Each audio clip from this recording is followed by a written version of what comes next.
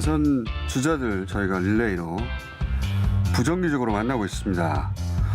오늘은 1년 6개월 만에 친정으로 복귀한 홍준표 전 대표 만나보겠습니다. 안녕하십니까? 안녕하세요. 예. 1년 3개월입니다. 아, 1년 3개월입니까? 네. 복당하신 지는. 그리고 뉴스공장에는 횟수로는 5년 만에 나오셨습니다. 그렇습니다. 예. 지난 탄핵 대선 때 김어준 공장장하고 네. 그 사이에 그때는 없었는데 공시가 돼버렸네. 공장장, 예. 공장장이라고. 공시로 개명했습니다. 네. 요 얘기부터 제가 지금 드려볼게요. 국당에 생각보다 오래 시간이 걸리셨는데 예. 총선 전에는 황교안 당시 대표 때문에 당을 나가신 걸로 제가 이해하고 있고 네. 총선 후에는 김종인 위원장 때문에 당에 못 들어오신 걸로 제가 이해하고 있는데 이렇게 이해하면 그렇습니다. 맞지 예. 않습니까? 총선 전에는 사실 황교안 대표가 홍준표만 쳐내면 당이 전부 자기 것으로 착각을 했죠. 그래서 어떤 식으로든 공천 배제하려고 했기 때문에 부득이하게 네. 당을 일시 나가지 않을 수가 없었고 탈당을 하지 않을 수가 없었고 끝나고 나서 보통 두세 달 있다가 돌아오는데 다들 저는 뭐 두세 달 있다가 다 돌아가는 게 관례인데 김종인 위원장이 들어오니까 김종인 위원장하고는 93년도 악연이 좀 있습니다. 어떤 악연입니까? 예, 예. 그때 93년도 동아은행 비자금 사건 때 예. 함성희 검사가 주인 검사인데 함성희 검사 요청으로 제가 들어가서 대리 신문을 한 일이 있습니다.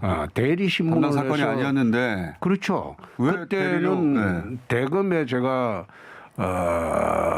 이금계 검사장, 뭐 신건 전적이 그 고등검사장들 수사를 위해서 파견 나갔을 때입니다. 그때는 이제 조폭 다루는 검사로 그렇죠. 널리 알려지셨는데 원래 조폭을 하다가 이제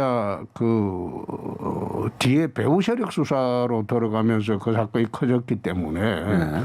그래 하고 있을 때인데 옆방에서 수사하고 있던 함성희 검사가 자백을 못 받는다고 못 받았다고 밤새도록 해서 위원장에게. 그래서 잠시 들어가서 신문을 좀 하라고 그래서 제가 들어가서 한 20분 신문한 일이 있어요. 조폭 다루던 방식으로 아이 그렇지 않습니다. 그렇게 하지는 않았는데 어쨌든 그 옆방에서는 워낙 그런 수사를 많이 해본 분이라 들어가서 기술을 좀 발휘해달라 이런 제안이었네요. 네. 뭐 자기 신문 방식하고는 좀 틀리게 이제 해야 되겠죠.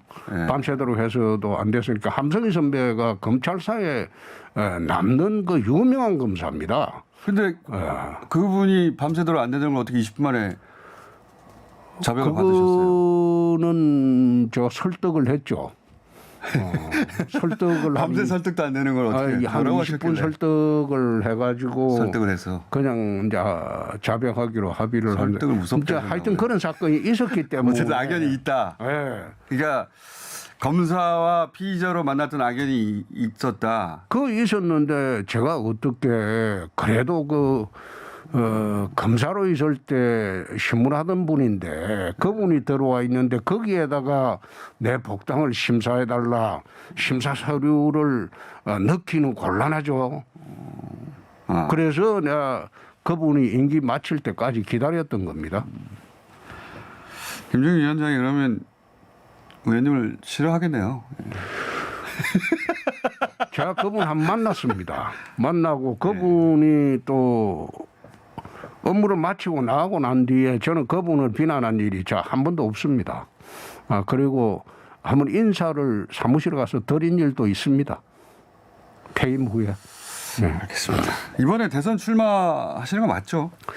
대선 출마라기보다도 이제 당내 경선에 이제 나가려고 하죠.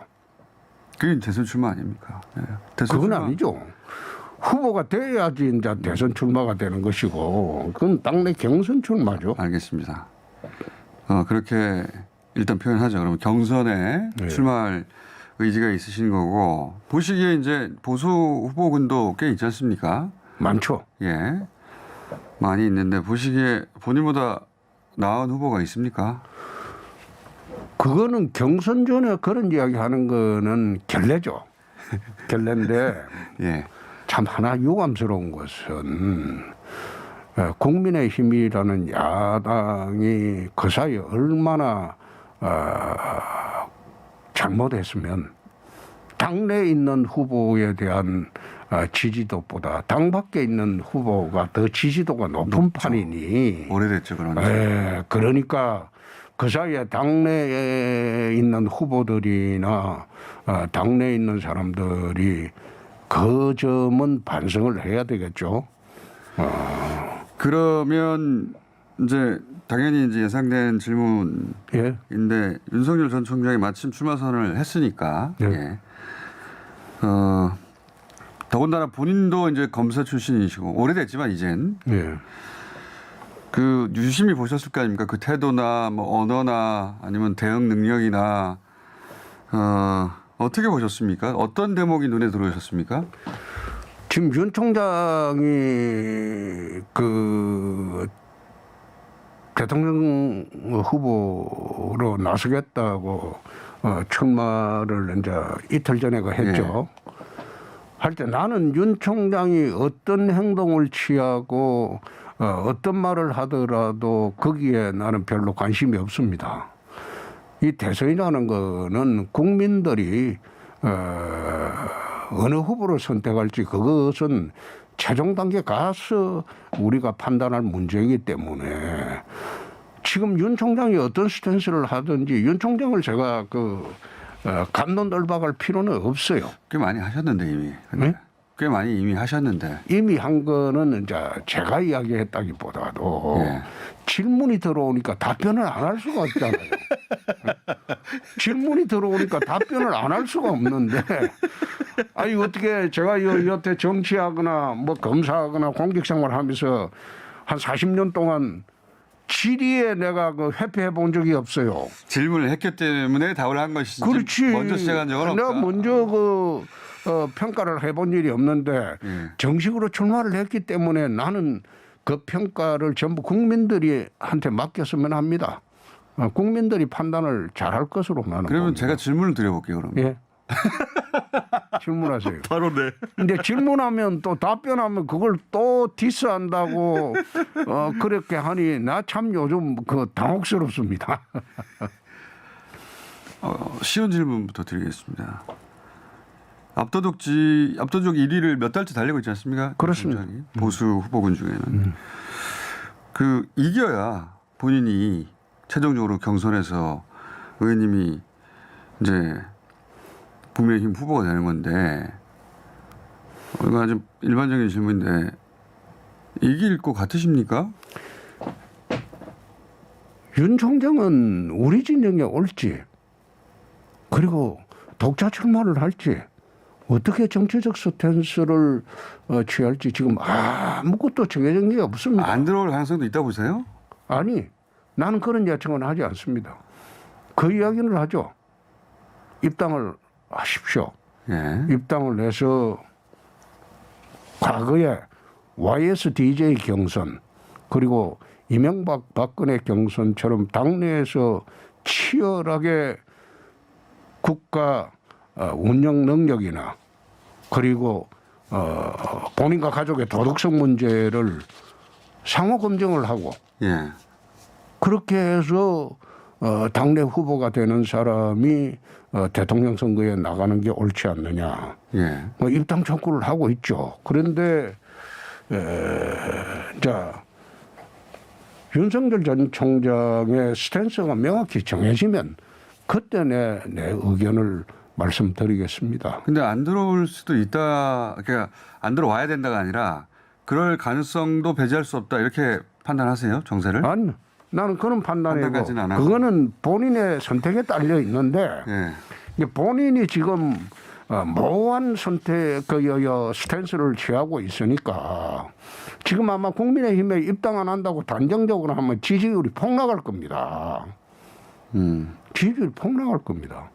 그렇다고 해서 당장 좀 국민의힘에 입당하겠다고 선언하면 또 자기 나름대로의 앞으로 정치 노선을 정하고 나아갈 방향에 대해서 혼선이 올 수도 있어요. 딜레마죠 지금. 그래서 지금 어떤 선택을 할지 우리가 지켜보고 난 뒤에 이야기해도 늦지 않다.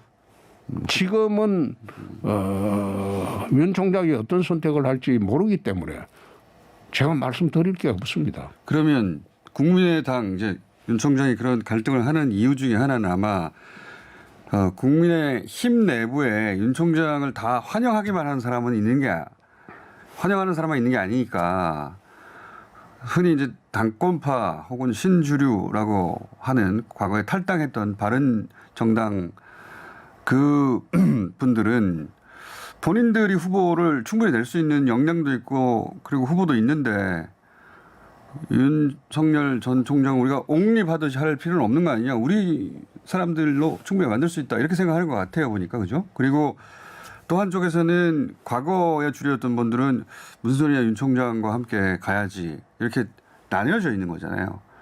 의원님은 그 가운데 이제 혼자시고. 그렇게 이해가 되는데.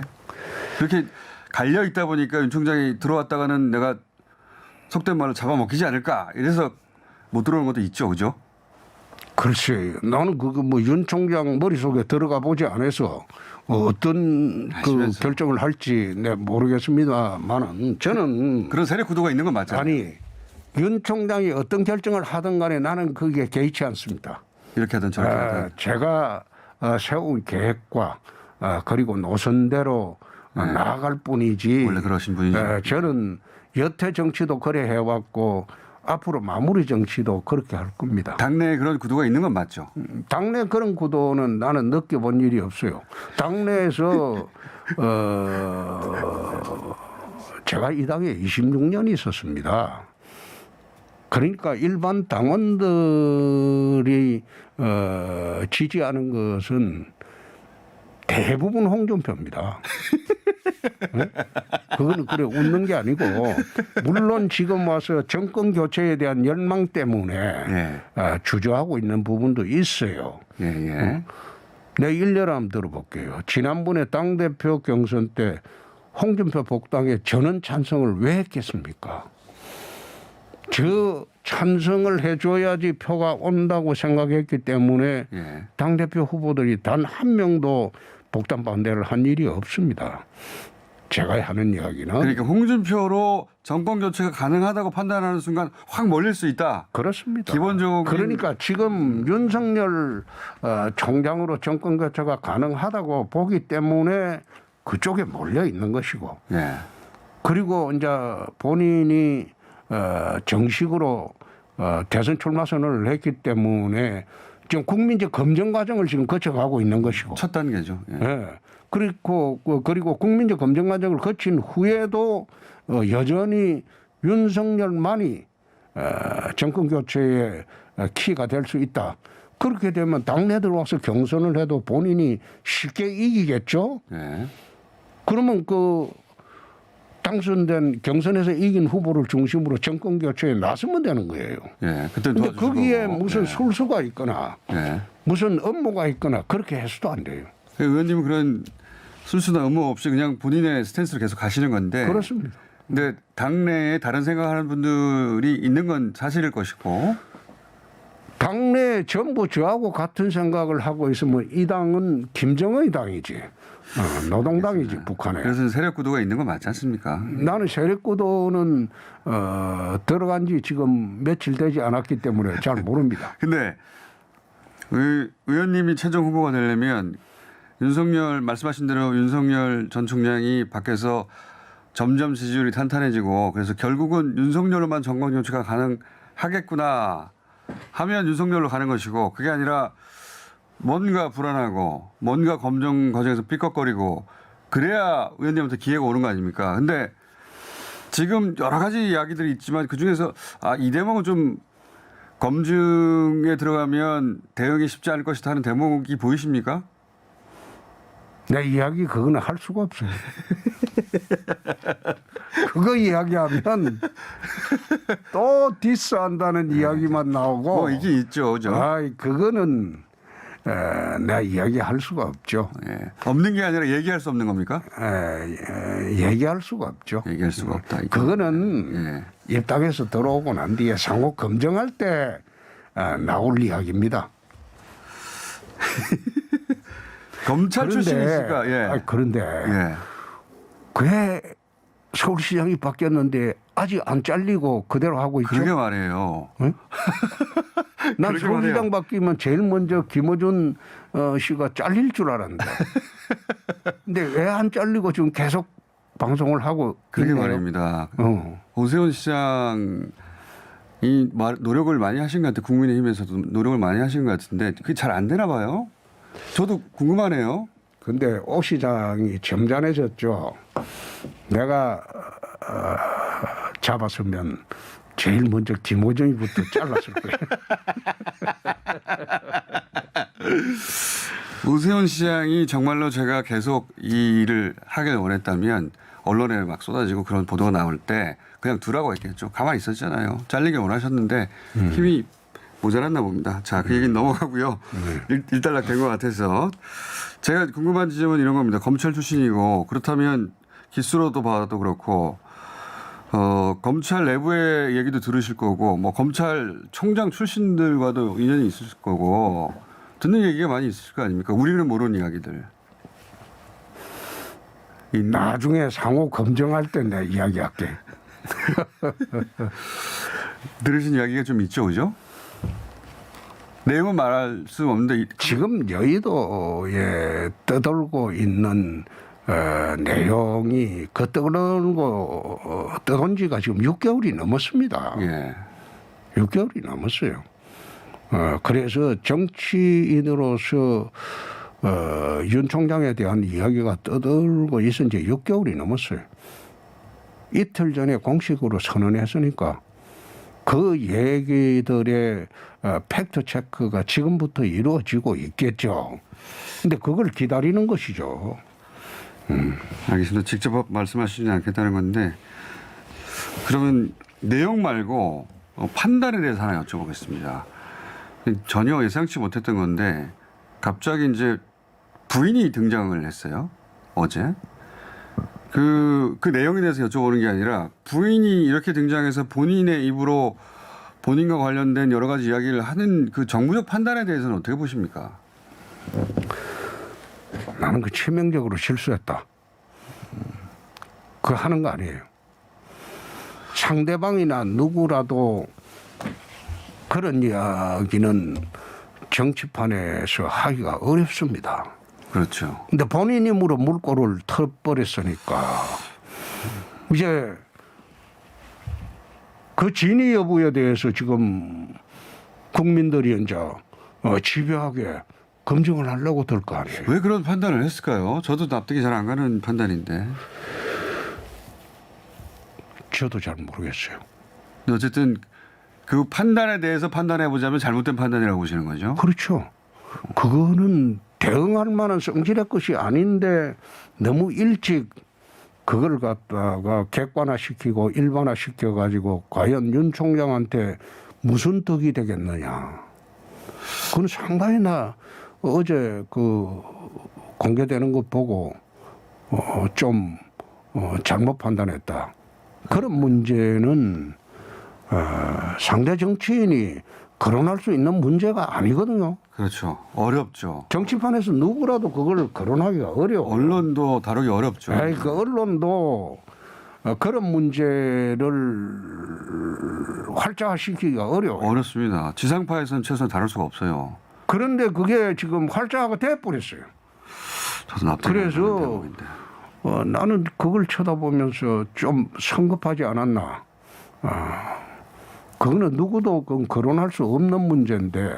이게 치명적인 거라고 보시는 그렇죠. 거죠? 그게 이제 SNS나 뭐 옐로우 페이퍼나 이런 데서나 거론될 문제를 정식으로 지면에 거론돼 버렸으니까 상당히 그 극복하기가 어려울 겁니다. 오세훈 시장도 혹시 다시 대선판에 뛰어들 수 있을까요? 그건 본인 생각이겠죠. 본인은 원할 수도 있죠. 뭐 서울시장으로 정치인이 끝나고 싶은 사람이 누가 있겠습니까? 그러면 이제 김어준 씨한테 좋을 수가 있죠. 눈에 가시 같은 시장이 이제 물러나면 전혀 가시같이 여기지 않습니다. 저는. 에이, 눈에 가시 매우 잘 같죠. 지내고 있습니다. 뭘 잘 지내요? 오세훈 시장이 여기 올 리도 없고. 인터뷰 요청에는 응하지 않으시더라고. 네, 그러니까요. 다시 출마할 그 내심이 있다 하더라도 그게 가능할까요? 그건 오 시장의 뜻에 달렸겠죠. 나는 뭐 다시 출마하는 것도 본인이 그래 결심을 하면 누구도 막을 수가 없다. 나올 수는 없죠. 네. 근데 그런 조건이 만들어지긴 쉽지 않은 일이죠. 당내 경선이 이제 본격적으로 시작이 되면 우선 경선에 나와야 될 것인데 그러니까요. 시장 맡으신 지가 얼마 되지 않아 가지고 9월에 등판해야 되는 또 이게 당내 경선에 나오겠다고 할 그런 입장이 되기는 상당히 어렵지 않을까. 그러려면 윤 총장의 지지율 아주 폭락을 해서 보수 진영 전체 위기감이 이제 대단하고 그래서 이제 호출 받아야 되는데 그렇죠. 그런 조건이 만들어지기 쉽지 않을 것이다. 그런 조건이 되면 이제 우리 당에서 출마를 해달라 이런 요청하는 그런 경우가 되면 오 시장이 이제 결심을 할 수가 있겠죠. 그런 그림을 원할 수는 있겠죠, 그죠? 그렇죠. 예. 그런 경우도 올 수가 있죠. 뭐 정치는 어떻게 될지 모르는 거니까 그렇죠. 그런 상황이 된다면 그런 예외적인 상황이 된다면 이제 등판할 수 있는데 그러면 이제 당연히 당권파에서는 그런 가능성도 염두에 두고 정치를 그려가지 않을까. 지금 우리 당의 당권파 비당권파 이야기하는데 지금은 있긴 있지 않습니까? 당권파 비당권파가 별 의미가 없습니다. 보시기에요? 왜 어떤 의미에서 의미가 없습니까? 대선이 이게 후보가 선정이 되면 대선 후보자가 당무 우선권을 갖습니다. 그렇죠. 그래서 모든 당의 주도권은 경선에 뽑힌 후보자가 다 갖게 됩니다. 그래서 네. 당권파 비당권파라는 것은 의미가 없습니다. 근데 그렇기 때문에 당권파는 계속 당권을 잡고 싶어서라도 자기 클럽에서 후보가 나가길 원하겠죠. 자, 그럼 내가 예를 하나 들어볼게요. 예.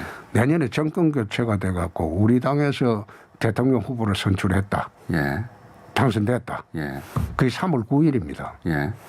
근데 그 사람이 자기가 당선되자마자 지방선거를 해야 되는데 예. 그 지방선거에 그 사람의 영향력을 제로화시킬 수가 있습니까? 그렇게 생각하면 그렇지 않습니다. 그거는 당권파 비당권파가 우리 당에 의미가 없다는 것은 바로 그런 뜻에서 특수한 정치 상황 때문에 당의 당권파 비당권파가 의미가 없다. 그런 말씀을 드리는 겁니다. 이제 당에도 복귀하셨고 전면적으로 이제 인터뷰도 얼마든지 응하실 수 있는 상황이 됐으니까 앞으로 자주 저희가 모실 건데요. 예. 네, 김어준 씨에 대해서는 저는 뭐 한 20년 인연이 있으니까 저는 뭐 거부감이 없습니다. 그리고 저도 거부감 편파 방송을 쭉 해도 나는 그리 나쁘게 보질 않습니다. 뭐 원래 저런 사람인데 그런 생각으로 접근하면 그건 별로 문제가 되지 않는데 방송의 본질은 공정성입니다.